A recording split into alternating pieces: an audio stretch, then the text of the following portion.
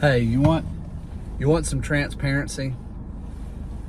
So, I don't really care if people think I'm weird, because I really am. So, might as well be what you are.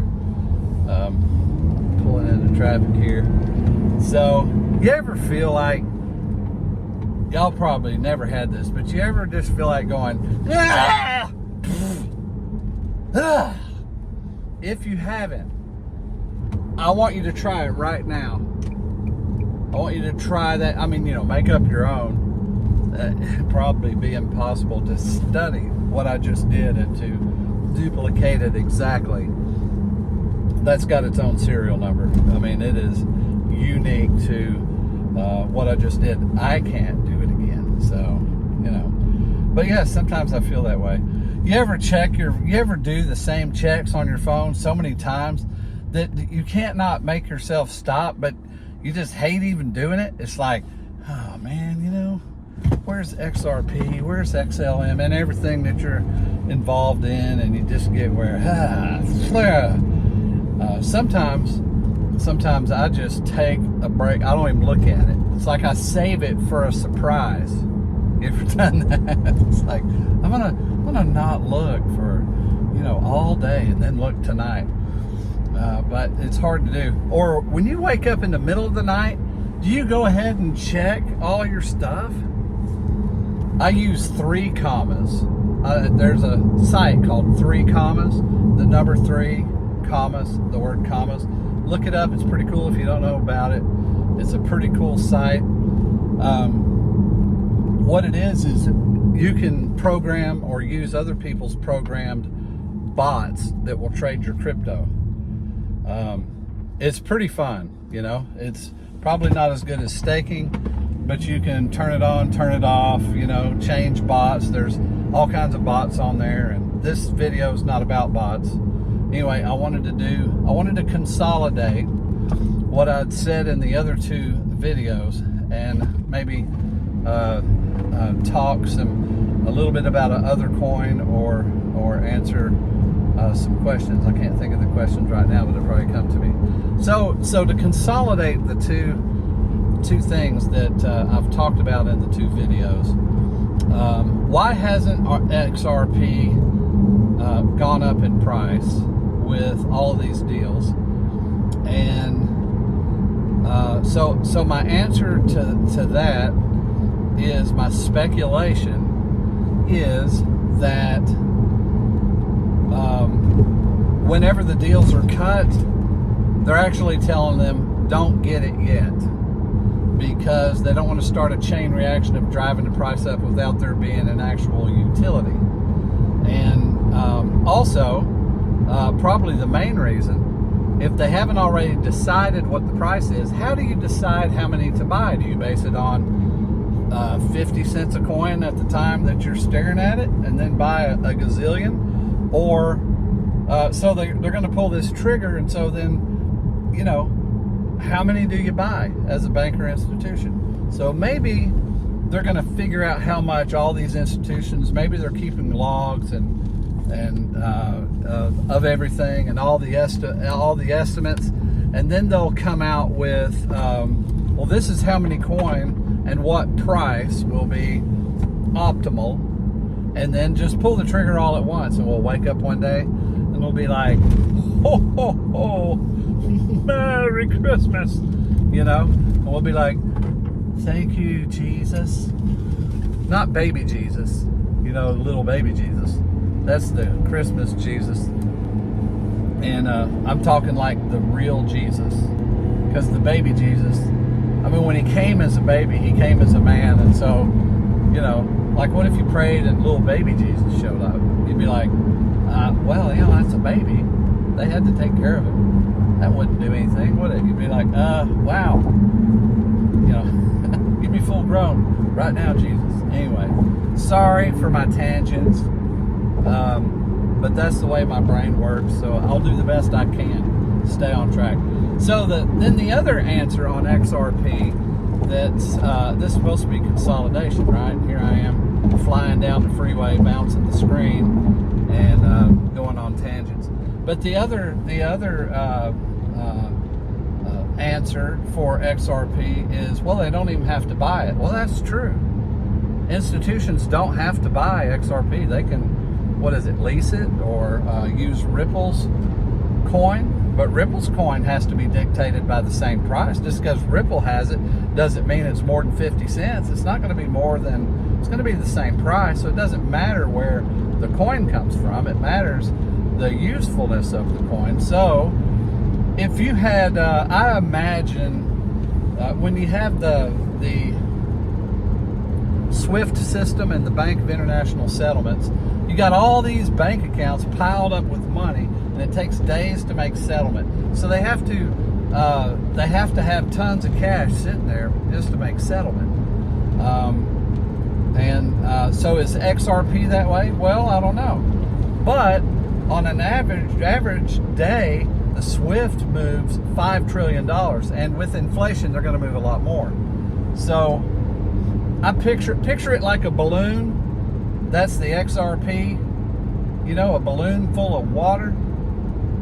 And then picture every avenue that comes out of the XRP balloon goes to a bank. So one bank, they have to upload actual cash somewhere, even if they're leasing a coin. So the cash still goes into XRP. It still shows up, so the balloon gets bigger. Well, out of $5 trillion, however much XRP, I think XRP is the main one, but say they're moving half of that. Well, that still fills that balloon up because, and they're going to need a transaction the next day too, right? So as soon as you have, hopefully you're receiving more than you're sending. If you're a bank. But the way the way this money is going to move around, there's going to have to be enough in there to pay the bill. So you're going to have to, if I have to send $1 billion, then I need to upload $1 billion into the XRP system, whether I'm leasing or buying. It doesn't even matter which one. Because even if you buy it, as soon as you send it, they're cashing it out, right? So the reason they're going to buy is to get the same reason you and me are buying. It's going to go from 50 cents to something else. Because as soon as the money fills the system, the price of XRP goes up. So there's got to be enough to do all the transactions. So there's my consolidation idea. That it's probably told they're hold off on their purchase for the money that they want to earn to help their balance sheet and to make a profit. And then secondly, they don't have to buy because they can lease the coin, and in leasing the coin still drives up the price. It doesn't matter. Money in that system, if it's going to be every day, then every day there's going to be money in the system. So I don't think the coin either is going to just, so there's going to be an average. If you just imagine the pile of money, imagine that balloon swelling up and decreasing, swelling up, decreasing. There's going to be an average. You know what? One of the comments was really smart. Said, I think it'll be a stable coin, not at $1. It might be a $5,000 stable coin with a quarterly review and an increase in the average that's been over the 90 days, and then they tell you maybe a couple weeks in advance the new stablecoin price is going to be $5,200, or the new stablecoin price is going to be $4,800. It's possible that it be like that, don't you think? I mean, they might want to add some stability just to create some normalcy and some anticipation of how the banks will move. And then that will also, if they come out with the rate, they'll probably have to surprise everybody, because if they actually told you the rate, then, you'd be like, hey, you better do it now, or hang on, So that's my retarded hillbilly voice. I live in the South. I live deep in Tennessee, and we got some people that are really, really smart out here. And how you tell they're married? There's backer spit down both sides of the truck. But anyway, there's more people around here than there are teeth. All right, so that's my little idea, you know, on consolidating. And then so I wanted to add this. Here's some more ideas that didn't even consider in these things. Listen. So I went to a site, Lofty. I think it's lofty.io, but it's they're already, and I think they're using Algorand. There's houses near me that are tokenized, duplexes. So I bought a couple $100 worth to see what happened. I'm earning a little bit of money off of the rent. So there's already tokenized property. All right, so I thought of this. I thought that you can buy right now. I thought, you know, when they build a hotel or something, it's difficult to raise money, and then you have people that will have to be financially approved, right? Because usually it's huge money. It's not usually, you know, somebody, I want to put in $1,000 on your Dubai hotel. Okay, so imagine this. Imagine today if we wanted to, let's say they're building a brand new hotel in Dubai. Okay, well, you can imagine the difficulty to be able to participate in that from here. I mean, I guess we would have to get a loan. We'd have to talk to people on the phone. We'd have to see what the agreement is. We'd have to be approved by whoever's building as a participant. There'd probably be contracts. There'd probably be a business agreement. Can you imagine the difficulty from here to Dubai if I wanted to invest in a hotel? Well, what about tokenization of that hotel? Do you realize that all we would have to do is know about it and buy it online? You buy it on your phone. I am in part of a house that's broken down into Algorand, and I purchased it on my phone, and I am not kidding you. I downloaded the Lofty app, and in 10 minutes I owned some of a duplex. Now, let's expand on that. Let's zoom out. That means international trade of tokenization. You know it's going to go completely nutsoid. Because that means me and you can get on there and be like, hey man, I just invested in a Dubai hotel. How much? $500? You know, $1,000, $10,000, whatever. So what if it's big money you want to put in it and you got some cash, you know? So tokenization, add that to the Ripple balloon. Okay, that's going to be tons of money. Are you kidding me? It is going to be so much more money than the 5,000 I just talked about that the SWIFT system moves. Because the SWIFT system is just that bank to bank. But the whole world is getting ready to be opened up to tokenization. It's going to be insane amounts of money on international trade. And XRP is all dead smack dab in the middle of the living room of it. That's a reference to a guy that me and my wife used to call Snaggletooth. I own bail bond companies. I've done a lot of bounty hunting over the years. I know I'm like a weirdo, man. I'm associate pastor, bail bondsman, company owner, bounty hunter, guitar player. You know, I mean, I'm pretty eclectic, but that's because my brain can't stay on track, and I like to have multiple things to think about. But anyway, that's my video for today, and I know that I'm not very professional at it, and I am overwhelmed at the love you guys have sent, the comments. You guys rock, man. I'm just like, wow, the first video I did in 3 days is over 17,000 views. Holy smoke. Wow. So you guys rock. I appreciate y'all listening. Please subscribe to Maximus Crypto 2690. Please do it. He has such an awesome channel. You won't find a smarter man. The guy, he's a real teacher, and he is brilliant. He, in 3 years, he got 3 degrees. He broke records at the college there in Arizona. He broke all kinds of records. And did he get good grades? Yeah, 4.0. And he had a perfect attendance.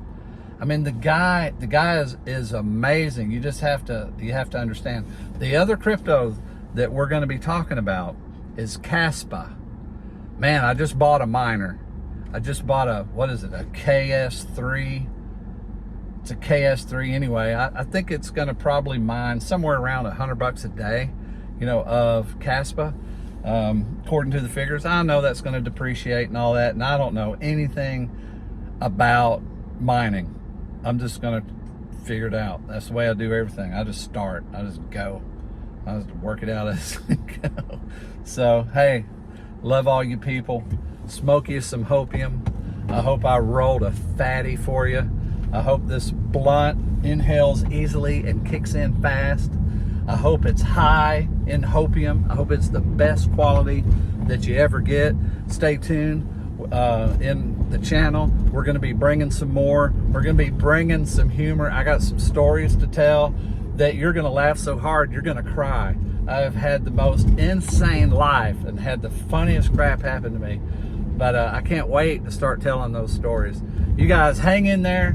Keep your XRP. I don't have financial advice. None of this was financial advice. But what I'm going to do, I am not letting go of XRP. XLM, oh my God. XDC, HBAR. I mean, all of those, man. Algorand. I did let go of some Algorand, but that was to throw into my 3 commas so I could, you know, have a basis of XDC, not XDC, you know, the stable coin, USDC, and from that, and well, I had to use USDT actually, but from that it trades in and out. It's a bot. You got bots that will grid pattern, buy when it hits low, sell it when it hits high, and as it's going through its volatility, you're making money. You know, that's a fun way to do. Anyway, have a good day. It's been a kind of a longer video than I wanted. You be blessed. Jesus is awesome. And I'm not talking baby Jesus. He was awesome. Okay, see? Yeah, baby Jesus was awesome. Let me back up. All right. But I wasn't talking about the Jesus coin, but we're actually looking at the Jesus coin. Come on. How fun. Don't you think God will support it? Y'all have a good day. Bye.